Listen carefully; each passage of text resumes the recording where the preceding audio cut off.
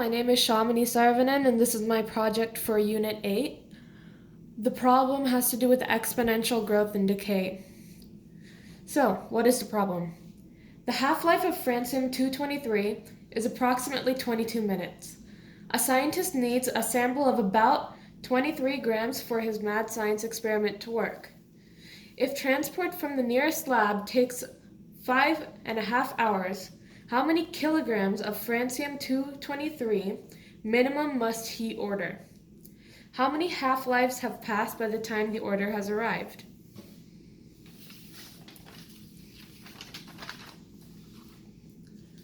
So the first step in solving this problem is to figure out what the problem wants. And what it wants is the number of half-lives that have passed and also the minimum amount that the scientist must order. So first question, what is the half-life formula? This is the original form of the half-life formula, but because this is dealing with just half of, because half-life by definition is half what happens, the amount of time it takes for half of a material to radioactively decay. So this formula becomes this formula, and it's known as the half-life formula. Next, we have to define terms. A sub E, or amount of N, is 23 grams. This is what we're aiming for. A sub S, or amount starting, is unknown. This is what we're solving for. The time for the transport is 5.5 hours divided by the half-life itself, which is 22 minutes. What we notice here is that the units are not the same. So what we can do is change one or the other to match its counterpart. The easiest one to do is to change hours into minutes. So we have 5 hours and 30 minutes. There's 60 minutes in an hour, so we do 60 times 5 hours, and that gets us 300 minutes, plus this half right here, and that gets us a total of 330 minutes. So now the time for the transport to come is 330 minutes, which is equivalent to 5.5 hours. Now that we have the units in order and we've defined our terms, we can substitute in what we know into the half-life equation and solve. We have 23 grams for A sub E. A sub S is still unknown because that's what we're solving for. 0.5 is the decay factor because we're finding half of the sample left after a certain amount of time. Time, we know, is 330 minutes over a 22-minute half-life. Now we simplify. We have 23 grams equals A sub S times 0.5. This can simplify into 15. What we must remember is T over H equals half-life cycles. So this, when simplified, turns into 15 half-lives. This solves the second part of our problem. How many half-lives have passed by the time the order has arrived? The answer is 15, so we have to remember this. But now for the first part, we have to solve for this. We do 23 grams divided by 0.5 to the 15th power equals A of S. And if solved correctly, you will get 753,664 grams equals A of S. But we're not done yet, because even though we've solved for A of S, we must remember that the problem asks for kilograms, not grams. So we have 753,664 grams. If we remember our metric units, we know that grams, using our acronym KINGS, have diamonds, but diamonds cost money. Oops. We find that grams is base, and we're trying to get to kilo. So we move the decimal point 1, 2, 3. Take the decimal point 1, 2, 3. And so 753,664 grams equals 753.664 kilograms.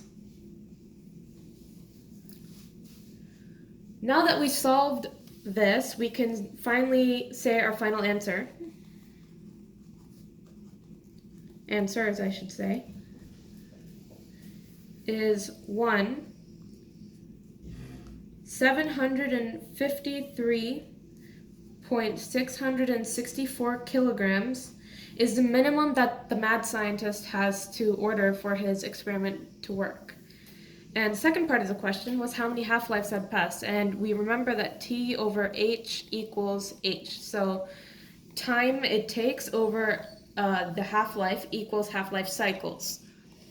We figured out that this equals 330 over 22 equals H, and we know now that 15 equals H. So 15 half-lives have passed by the time the product has arrived.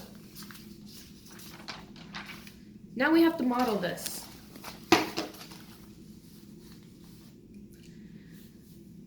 So we have to model this in 3 different ways.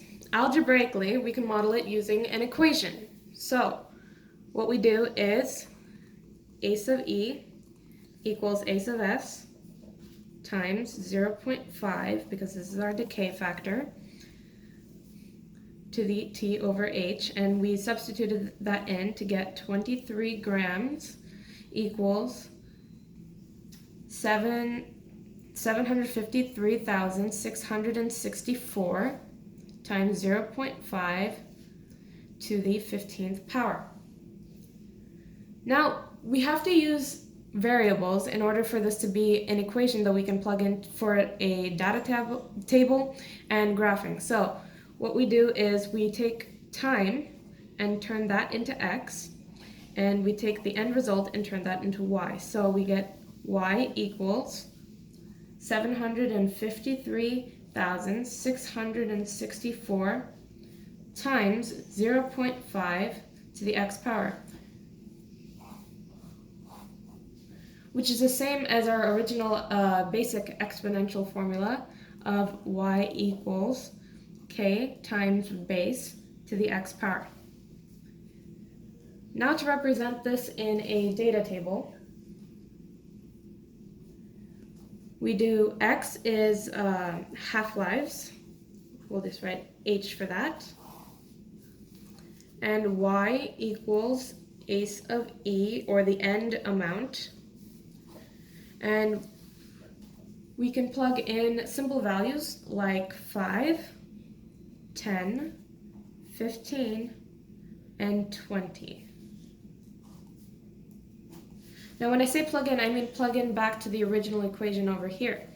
So when x equals 5 half-lives, we get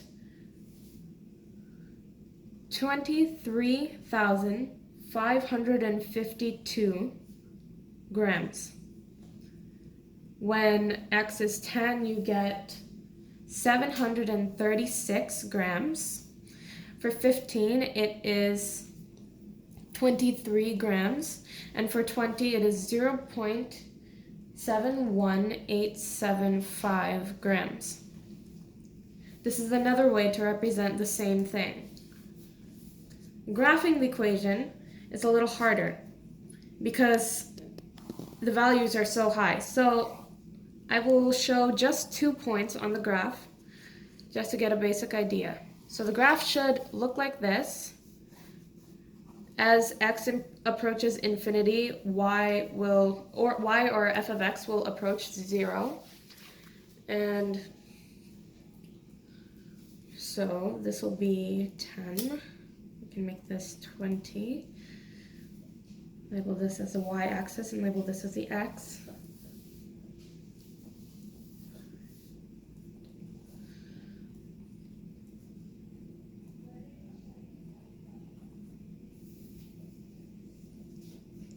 this is what the graph should look like.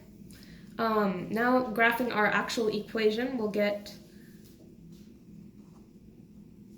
23 is about here, and 15 is over here, so we will graph this right here.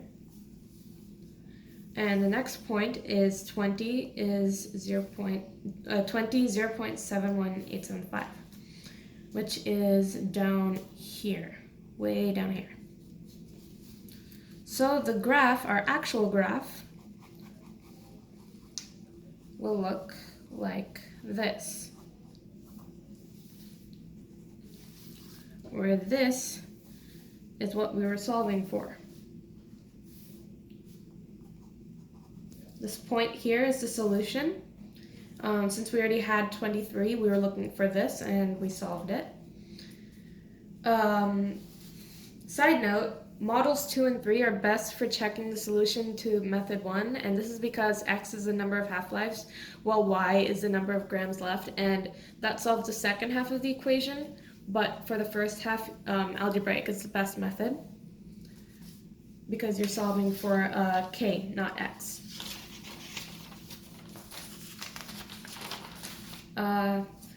Thank you for listening to my project, and these are the sources.